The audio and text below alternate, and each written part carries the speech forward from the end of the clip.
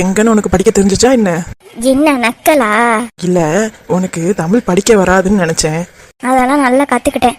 சரி, அப்ப என்ன ஆபீஸ்ன்னு சொல்லு பாப்போம். டேய், இது ரெஜிஸ்டர் ஆபீஸ்டா. ஓ, பரவாயில்லையே, நல்லா படிச்சிருக்க. டேய் முண்டம், அங்க இங்கிலீஷ்லயும் எழுதியிருக்கு. தமிழ்நாடுனா தமிழ்ல மட்டும்தான் எழுதியிருப்பாங்களா என்ன? இங்கிலீஷ்ல எழுதியிருக்க மாட்டாங்களா? ஓ ஆமால, இதை நான் யோசிக்கவே இல்லை. மக்கு. சரி, கீழே இறங்குடி. எதுக்குடா இங்க கூட்டிட்டு வந்திருக்க, அதை சொல்லுடா. உன் பேர்ல 10 ஏக்கர் நிலத்தை எழுதி வைக்கலான் இருக்கேன். நிஜமாவா? ஆமாடி, இறங்குடி. டேய், என் பேர்ல எழுதி வைக்கிறது உங்க அம்மாக்கு தெரியுமாடா? யாருடி இவ? ஏண்டி, உனக்கு அறிவு இருக்கா இல்லையா? என்னடா பின்ன என்ன, 10 ஏக்கர் நிலம் இருக்குங்கிறேன், எங்க போய் வாங்கின என்ன ஏதுன்னு கேட்காம உடனே எங்க அம்மா வெளுக்கிற. இல்லடா, ஆன்ட்டினா வேணாம் அப்படி இப்படின்னு சொல்லுவாங்களே, அவங்க பேர்ல தானே எழுத சொல்லுவாங்க, அதனால கேட்டேன்.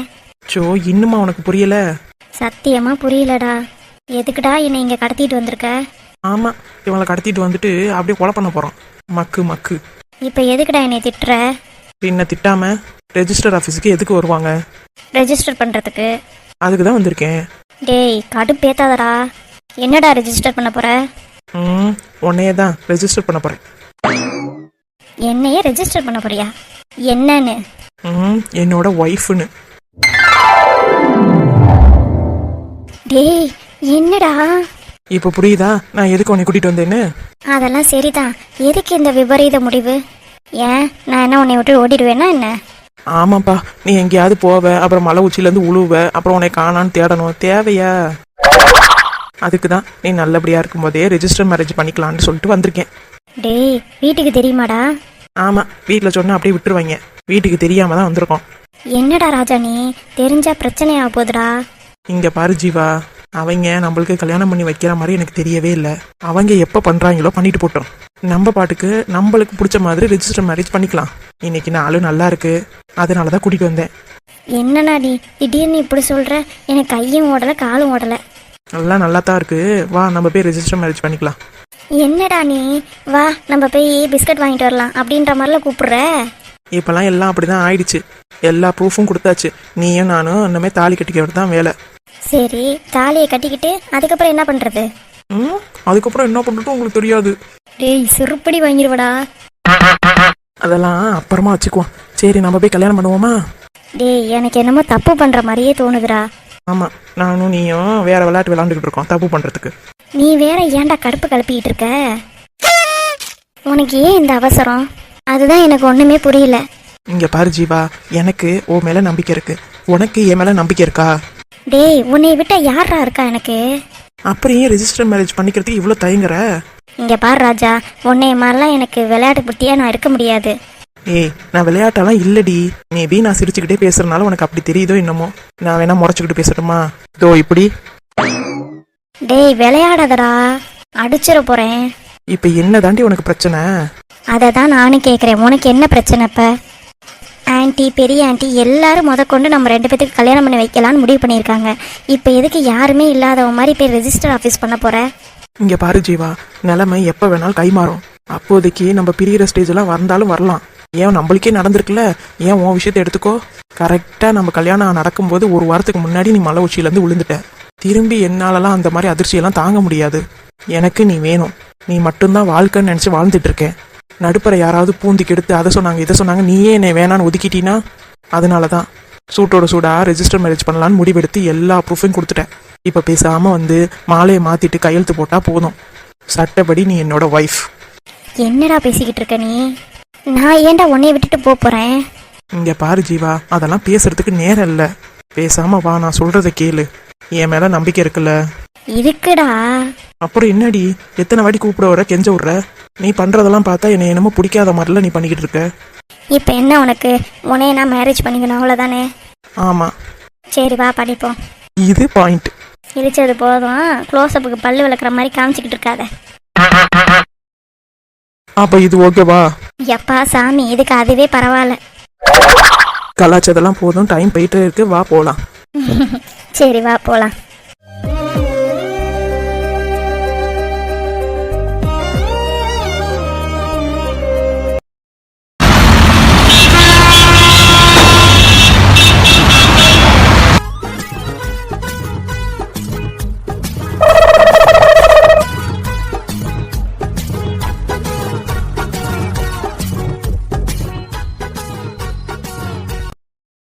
போனை எடுக்கிறாளா பாருவ.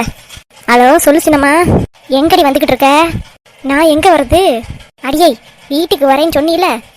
ஆமா சின்னம்மா, மறந்தே போயிட்டேன். யாரு நீ மறப்ப, அதை நான் நம்பணும். அதை விட்டு சின்னம்மா, அண்ணன் மீன் கறி எல்லாம் வாங்கி கொடுத்துருச்சா? அதெல்லாம் வாங்கி கொடுத்துட்டான். நீ எப்போ வருவ அதை மட்டும் சொல்லு. அட இருச்சுனம்மா, எனக்குன்னு ஒரு ஆளை பிடிச்சி கட்டி வச்சிங்களே, அந்த ஆள் ரொம்ப ஓவராக பண்ணுறான். வரேங்கிறான், வரமாட்டேங்கிறான். அந்த ஆள் என்னன்னு கேட்டுவிட்டு தானே நான் வர முடியும். ஆமாம், மைனியை கூட்டிகிட்டு வந்து சமைக்க சொல்ல வேண்டியதானே, எதுக்கு என்னை சீக்கிரமாக வர சொல்கிற? எப்பா நல்ல உஷார் பார்ட்டி தான் அவ. மீன் கறி எல்லாத்தையும் மைனியை சீக்கிரமாக சமைக்க சொல்லு. ஹலோ சின்னம்மா, இருக்கியா இல்லையா? இருக்கேன். நீ எப்படி வருவ? ஐயோ சின்னம்மா, இப்போவே வந்துட்டுனா மைனி பூண்டை உரி, அதை உரி, வெங்காயத்தை உரி, என்னை உயிரை வாங்கும். அதனால ஒரு பொறுமையாக சாப்பாட்டு நேரத்துக்கு ஒரு 12 மணிக்கு வரேனே. இவ சாப்பாட்டு நேரத்துக்கு வந்தா யாரு சமைக்கிறது? எப்பா இவ பயங்கரமான ஆளா இருக்காப்பா. என்ன நம்ம வளர்த்தது நம்மள மாதிரி தானே இருக்கும், வேற யார மாதிரி இருக்கும்? சின்னம்மா என்னடி? இல்ல அண்ணன் என்ன மீன் வாங்கிட்டு வந்திருக்கு, இப்ப அது ரொம்ப முக்கியம் பாரு. என்ன சின்னம்மா ஒன்னும் பேச மாட்டேங்கிற? உன்னை எப்படி வீட்டுக்கு வர வச்சு இதெல்லாம் சமைக்க வைக்கிறதுன்னு யோசிச்சுக்கிட்டு இருக்கேன். சின்னம்மா இருக்கியா இல்லையா? இருக்கேன். சொல்லு சின்னம்மா, என்ன மீன் வாங்கிட்டு வந்திருக்கண்ணே? 1 கிலோவா 2 கிலோவா? அடியே அதுக்கு தானடி சீக்கிரமா வாடி, சமைச்சா சீக்கிரம் சாப்பிடுவோம் தானே கூப்பிட்டு கிடக்குறேன். வா அப்படியா? அப்ப சரி, நான் சீக்கிரமா வாரேன். அப்புறம் இன்னொன்னுடி. என்ன சின்னம்மா? நீ வச்சிருப்பீல மசால் பொடி, மீன் வறுவல் பொடி, கறி மசாலா பொடி, அதெல்லாம் எடுத்துட்டு வா. ஏன் சின்னம்மா அதெல்லாம் கேட்குற?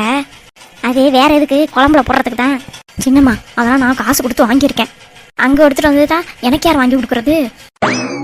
அடியே கஞ்ச பிசுனாரி, உன்னையெல்லாம் எதை கொண்டு அடிக்கிறதுடி? அடியே எடுத்துட்டு வந்து தொலையண்டி, வேணும் தான் வாங்கி தாரேன். அப்படியா? சரி, நான் 1 வருஷத்துக்கு முன்னாடி வாங்கினது அந்த பொடி, இப்போ நீ வாங்கி தரியா? ரொம்ப நல்லது. கருமம் இவளெல்லாம் நான் தான் வளர்த்தேனான்னு நினைக்கும் போது எனக்கு ரொம்ப கேவலமா இருக்கு. என்ன சின்னம்மா, எத்தனை மணிக்கு வரட்டும்? சீக்கிரம் வந்து சேரு, நீ வந்ததுக்கு அப்புறம் தானே சமைக்கணும். இங்கே பாரு சின்னம்மா, பொடியை மட்டும்தான் நான் எடுத்துட்டு வருவேன். என்ன வெங்காயம் அது இதுன்னு உரின்னு சொன்னேன்னு பாரேன், அம்பிடுதான் அப்படியே வீட்டுக்கு நடைய கட்டிடுவேன். சரி நடைய கட்டு, யார் வேணான்னா அப்படின்னா மீன் குழம்பு எதுவும் தரமாட்டேன். என்ன சின்னம்மா இப்படி சொல்ற? இங்கே பாருடி, நீ வந்தீனா எதையாவது ஒத்தாசையாக இருந்தா மட்டும் வா, இல்லைன்னா எதுவும் கிடைக்காது சொல்லிவிட்டேன். சரி வாரேன், சீக்கிரம் வந்து சேரு. சரி சின்னம்மா, வச்சிடறேன் போனேன். எப்போ வாங்கின பொடியா இருக்கும்? ஒருவேளை ஒரு வருஷத்துக்கு முன்னாடி நான் போய் மளிகை ஜாமான் வாங்கி கொடுத்தேனே, அதை தான் இன்னும் வச்சுக்கிட்டு இருக்காளோ இவ. சரி ஏடுபட்ட சிரிக்கி, கஞ்சத்துல என் கஞ்சம் மகா கஞ்சியா இருக்காளே. சரி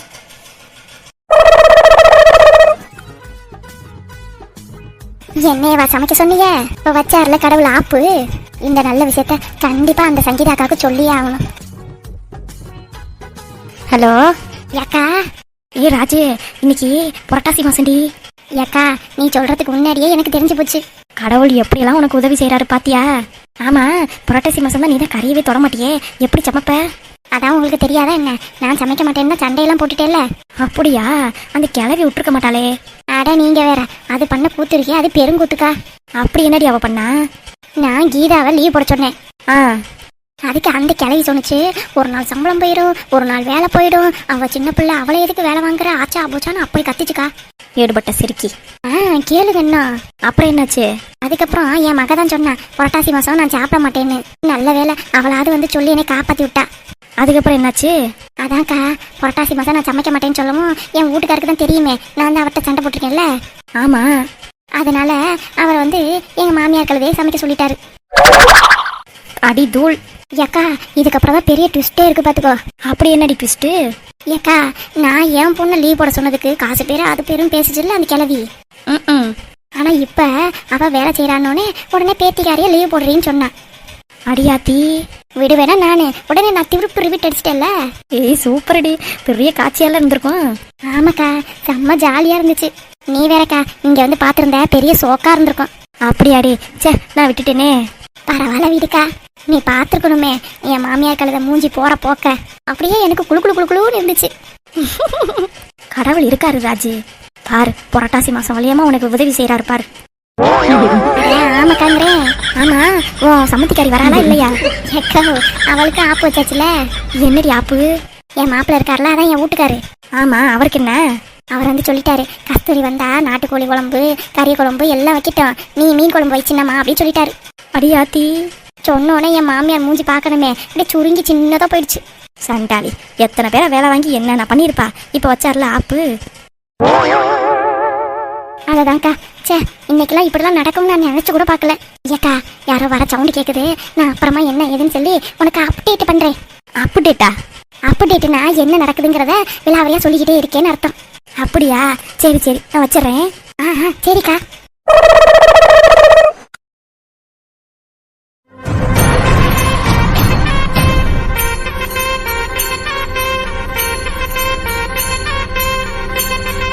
எனக்கு தெரிஞ்சு தேனும் அவன் மாப்பிள்ளையும் சண்டை போட்டிருக்காங்கன்னு நினைக்கிறேன். அப்படி இருந்துச்சுன்னா அந்த சான்ஸை நம்ம சும்மா விட்டுறக்கூடாது. எப்படியாவது தெரிஞ்சுக்கிட்டு ஊதி விட்டு பெருசாக்கி விட்டுறணும். தேனு நிரந்தரமாக இதே வீட்டிலே வேளா வெட்டியாக உட்காந்துருக்கணும். அதை பார்த்து நான் சந்தோஷப்படணும். சே எப்படிப்பட்ட வாய்ப்பு அது. கண்டிப்பாக நம்ம இதை நழுவவே விடக்கூடாது. தீபக் ஃபோன் பண்ணதை கண்டிப்பாக அவகிட்ட சொல்லவே கூடாது. அதனாலேயே அவள் கால் ஹிஸ்ட்ரியில் தீபக் கால் பண்ணதை டெலீட் பண்ணிட்டேன். அவளே ஃபோனை எடுத்து பார்த்தாலும் அவளுக்கு தெரியாது. சரி மேற்கொண்டு தீபக் சொன்னாலும் எனக்கு தெரியவே தெரியாது, நான் அட்டன் பண்ணலன்னு சொல்லிடுவேன். இது நல்ல பிளான். கடைசி வரைக்கும் தேனை தீபக்குக்கு அடிக்கவே மாட்டான். தீபக்கும் தேனை அடிப்பா அப்படின்னு நினச்சிக்கிட்டு உட்காந்துருப்பான். அவளுக்கே அவ்வளோ திமிரா இருந்தா நம்ம மட்டும் எதுக்கு ஃபோன் அடிக்கணும் அப்படின்னு இருப்பான். ஊடார நம்மளும் விட்டுறக்கூடாது.